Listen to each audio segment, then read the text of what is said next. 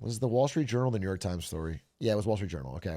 They claim that there was a search, that the Tesla board did have an open search to find a CEO to replace Elon Musk. Now, the theory is that they were doing that to kind of scare him, to kind of be like, hey, you are doing so many other things. The stock is in half. We have to. And the idea was to like put a fire under his ass to go back. Now, he has vociferously denied this. He got furious on Twitter. He said this never happened. This story is fake news. No one's ever thought about replacing him. He's the but they stuck by the reporting. So this is a recent story, and it's by Emily Glazer. You think she would glaze, but she's not glazing. And they make the claim that board members wanted them to spend more time on Tesla and had been looking at replacement. Hours after this article was published, Tesla issued a denial on X. Musk also criticized the article in a post on X. The CEO of Tesla is Elon Musk, and the board is highly confident in his ability to continue executing on the exciting growth plan ahead. Tesla chair Robin Denholm said, except Tesla chair Robin Denholm is selling so much Tesla stock, it's crazy. I think she has dumped like all her holdings in 3 months. So it's just funny that she's acting like there's no problems. I wonder who would even be able to, what if they got Trump?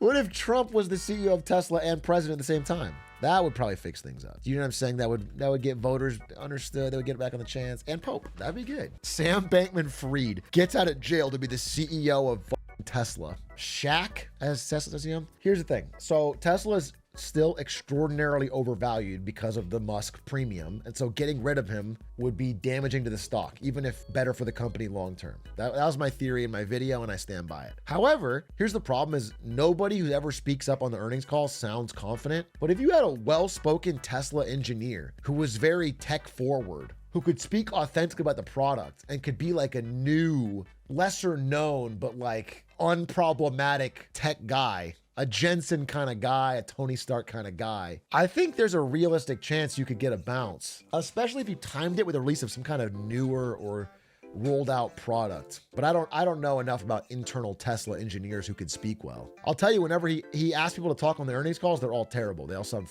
worse than he does, and he sounds bad. So I don't know.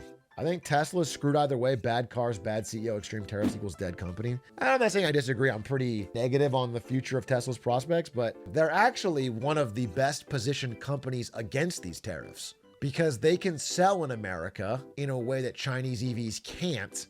And the way the tariffs are written actually exempts them from things. So they're actually, the tariffs is it hurts everybody. It's not great, but it hurts their competitors more. I mean, the tariffs are, I think, really dumb and will be gone.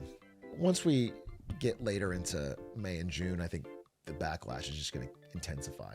How low do stocks have to go for the shares he put up as collateral to buy Twitter to be sold? This is actually no longer an issue for him because he got XAI to buy Twitter completely. So he has been made whole on those. He no longer has a risk of Tesla downturns affecting his. That's why it was a relatively smart move.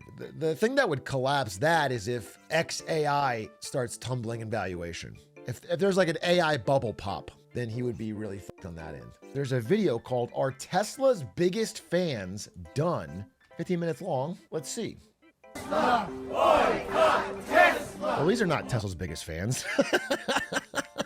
Something's giving it away. To his admirers, Elon Musk had grand ambitions and was elegantly solving some of the planet's biggest problems.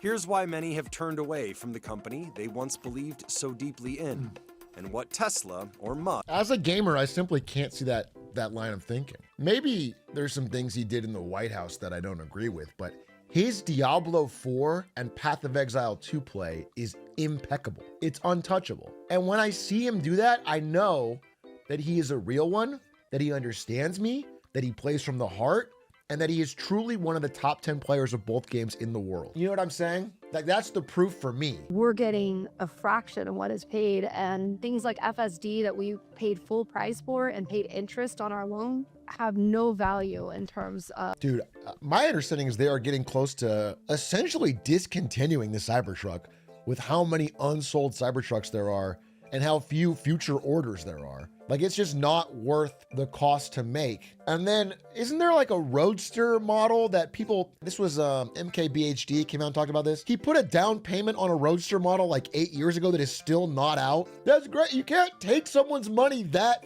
long ago. 50K. Yeah, 50K. It's absurd. You take the money early and don't give them a car for years and years. You're just stealing. You've just stolen their money. 250K in some cases. If you give 250K to Elon Musk for a Roadster and you get scammed, I feel like you deserve it. But if you give 50K, you don't deserve it. I will not be taking questions. First of all, the competition is catching up in terms of quality, innovation, pricing. But on top of that, we've also had the... Yeah, worth saying. Any of you Australian? We'll talk about the Australian election a little bit, but if any of you are Australian down under, saw the sales figures, BYD outselling Tesla 6-1 in Australia. That's one of the countries, developed, you call them first world, whatever economies that has access to both BYD and Tesla. 6-1 outselling. It's just a mogging. And you could imagine, dude, if we didn't have 125% tariffs plus 100% tariffs on cars for Chinese EVs in America, it would be a real problem here in America. People would be trying them, dude. I hope it comes to Canada. There's a decent chance it could come to Canada. Under previous alliances that would not happen, but under this situation, Canada doesn't really make their own cars, so they would have no problem getting Chinese EVs. I feel like the lack of BYD cars in America hurts most Americans. Well, yes, for a consumer, you want as much competition as possible. You want all car companies competing with you to give you the best quality, lowest price, etc. I think there's a fair argument to say that EVs is such an important industry and the knowledge of batteries and all that you don't want your entire homegrown industry to get wiped out and it all go to China. I think it's a fair thing to say, but for the consumer POV, they want you to catch up quick. If you're gonna tariff and keep the competition out, you better catch up quick, and they're not really doing that. So I want a Chinese EV bad, but I can see both sides of it. How did the smuggling law work? Dude, I looked at this. So I was thinking about smuggling. Caught, Donald Trump, if you're watching. I was thinking about smuggling. I was gonna buy a Xiaomi SU7 in Mexico and drive it up because we visit Ari's family in Mexico sometimes. So I was gonna do that. And then, you look into it and the penalties are really severe for what it is, which is smuggling.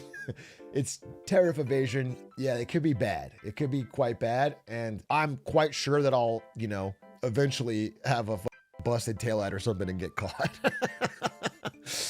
I'm quite sure. And then people saying just pay it. Okay, I was considering maybe paying it for content before the new tariffs. I'm absolutely not paying 200 to 300% of my car's value to the US government. That's absurd. I'm just not gonna do that. And I will just wait. They're unique, they're different. It seemed like that was you need 8 fucking good Teslas. investment. So they became shareholders. It was 100% of our Oh portfolio. my God. And so, yes. Jesus Christ. She's done with Tesla? You owned 8 Teslas, that entire of your savings in a Tesla? That's fucking insane. That's an insane way to live your life. It is so much risk. There's no stock that's worth that. Unless it's Nvidia in 2018. Unless it works out for you, then it's fine. But if it doesn't work out for you, it's stupid. Elon Musk used to speak pretty clearly about environmental science. Dude, just more clearly in general. I'm not saying he was ever the world's greatest speaker, but if you watch a 2017 Elon Musk, he just was more, the ketamine theory seems real, bro. He actually was more cogent. He could just do more complete sentences without mumbling or doing a weird laugh or trailing off. Yeah, it's not even what he's saying, which has obviously changed, but how he's saying it has definitely changed. Watching his earnings calls now versus older earnings calls is actually a huge night and day difference. Never met a deadline that he promised. You'd listen to the calls and stuff, and it was just like... Bro, half the people in this chat yelling at him for not missing deadlines when you haven't made a deadline of your fucking homework or fucking 2 years, bro.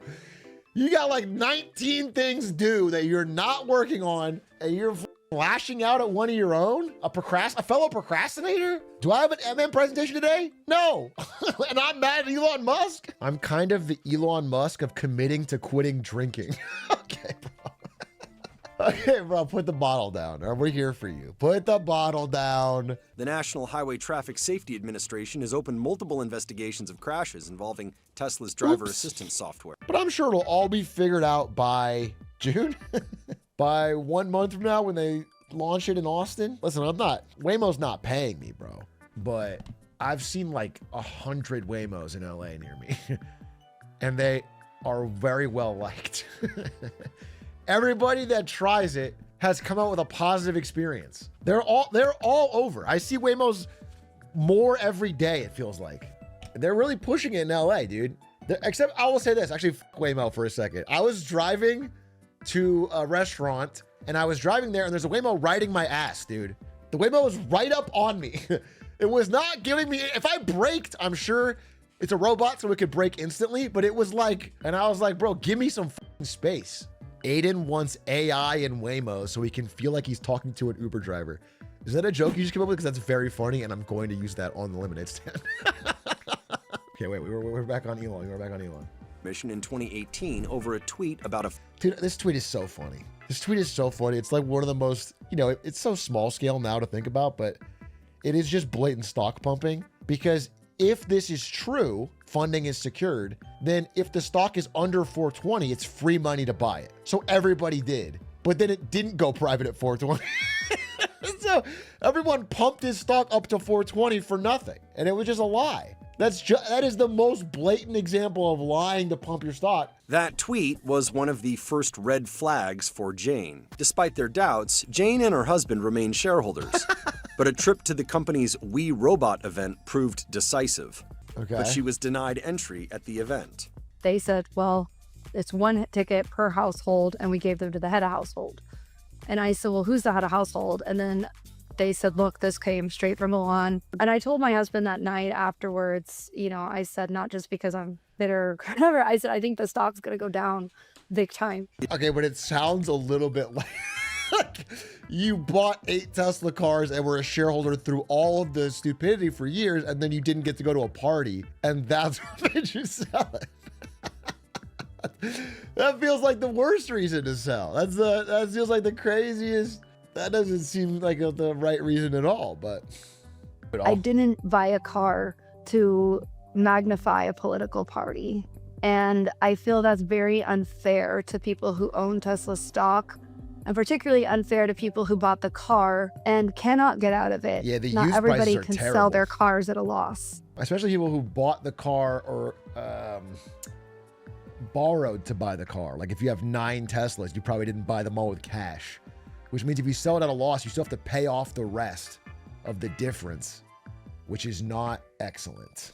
And Tesla has been making some risky bets on That's autonomous crazy. vehicles and robots. Well, I feel like the robots thing is so, like, nobody's buying it. I don't know anyone who's like truly, some people are excited for the autonomous. And I think there's an argument to be made. They have more vehicles than a Waymo. If they can find a way to do it without killing people, then okay. But the robot I do not see any true hype for it, any groundswell of like a ton of consumers who are excited to pay 20 grand plus for a robot like that. It feels very gimmicky.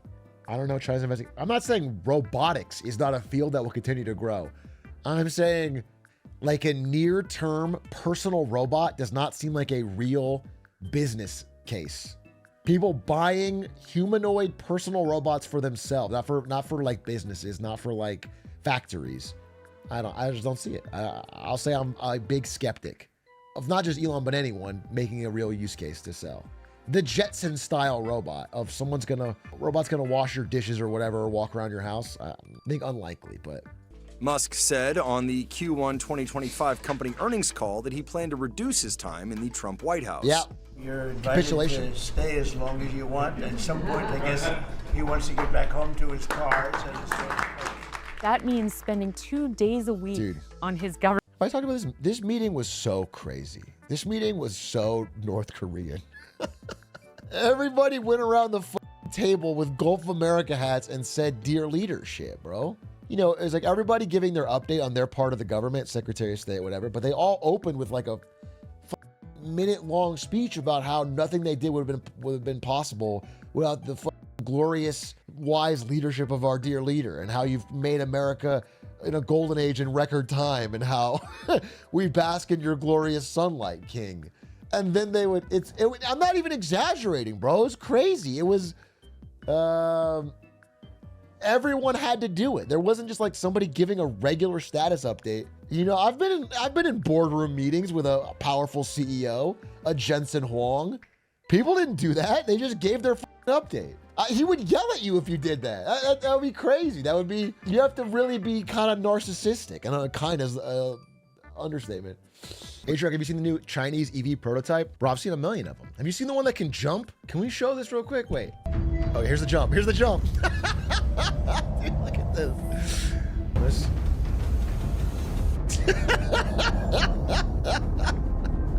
Come on, bro! When am I jumping over caltrops in my day-to-day commute? I don't know, but if I am, I want to have the jump. Obviously, there's a lot of innovation. Not sure it's all useful, but that's what you do to stand out in an incredibly competitive environment.